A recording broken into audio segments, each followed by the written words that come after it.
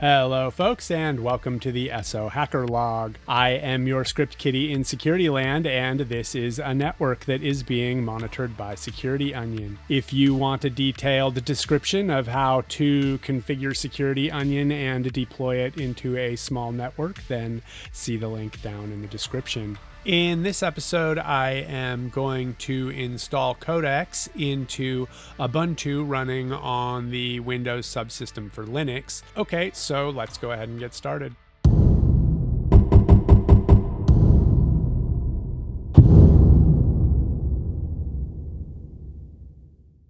So in this episode, I am just going to very quickly go through the process of installing Codex into Ubuntu running on the Windows Subsystem for Linux, so that in the next episode I can see how well Codex interprets some of the Security Onion logs that I give it. So the first thing that I'm going to do is just open up a command prompt here as the administrator.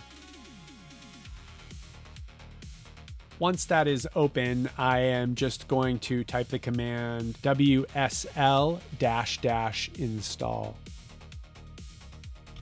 And that will actually just install Ubuntu into the Windows Subsystem for Linux here, and then we can just run Ubuntu apps almost as if they are native. It's not truly native, but it's pretty close in a lot of ways, and it's pretty slick. Once Ubuntu is done installing into the subsystem, it automatically runs, and you are given some setup prompts. You're going to choose a username and a password here. So once you are done answering a few questions, you are then running Ubuntu in Windows here. Okay, so this is a brand new install of Ubuntu, and the first thing that I need to do here is update the package list. And I just tried to install something and it didn't work, so I cleared the console here by just typing the command clear, and now I'm going to type the command sudo apt-get update so that I have an updated list of packages here. Okay, so the next thing that I want to do here is actually just run an apt-get upgrade command here so that I know that this is more or less the most current version of Ubuntu for Windows here that I'm running. Okay, so once that's done, I'm just going to clear the output here again so that I have a clean terminal window here. Next, I am going to install Node.js just by typing the command sudo apt-get install -y Node.js npm. So now I am just going to install Codex by typing the command npm install-g at OpenAI/Codex, and that command needs to be run as root. So I'm going to go ahead and rerun it here with the sudo tag in front of it. So checking the version here, you can see that it's a 0.141.0. So you'll notice here that Linux is running in the Windows System 32 directory here, and that is not where I want Codex to be running when I'm doing this experiment here. So what I'm going to do now is just go through the Windows file system here, and I'm going to just directly create a directory in the subdirectory that I want Codex to be running in Windows here. Okay, so once I've done that, then I am just going to go back to the Linux that's running in the Windows Subsystem for Linux here, and I am just going to cd into that directory.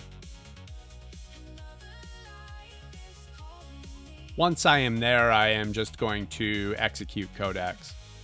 And it turns out actually that authenticating Codex here by signing into ChatGPT isn't gonna work unless I have a web browser that is installed in Linux here too. So I am just going to install Firefox really fast and then go through the authentication process. Now, I probably could authenticate this just by cutting and pasting this link into a web browser running here directly on Windows, but I am just going to go ahead and install Firefox into this Linux. So I'm just going to back out of Codex here by pushing Control-C so that I get a bash prompt again. Then I'm just going to do a sudo apt-get install Firefox, and the browser doesn't really matter that much, so whatever your preferred browser is should be fine here. And then I'll just have Firefox running in Linux here, so that link will open automatically when I try to authenticate Codex. Once that is done installing, I'm just going to go ahead and run Codex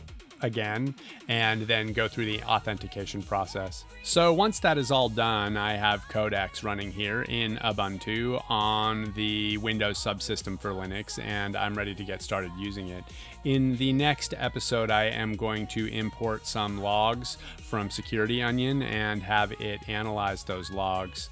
I know I said I was going to do that in the last episode, but I decided to break this episode up into 2 different episodes. If you have gotten value out of this video, please like and subscribe, and I will see you in the next video.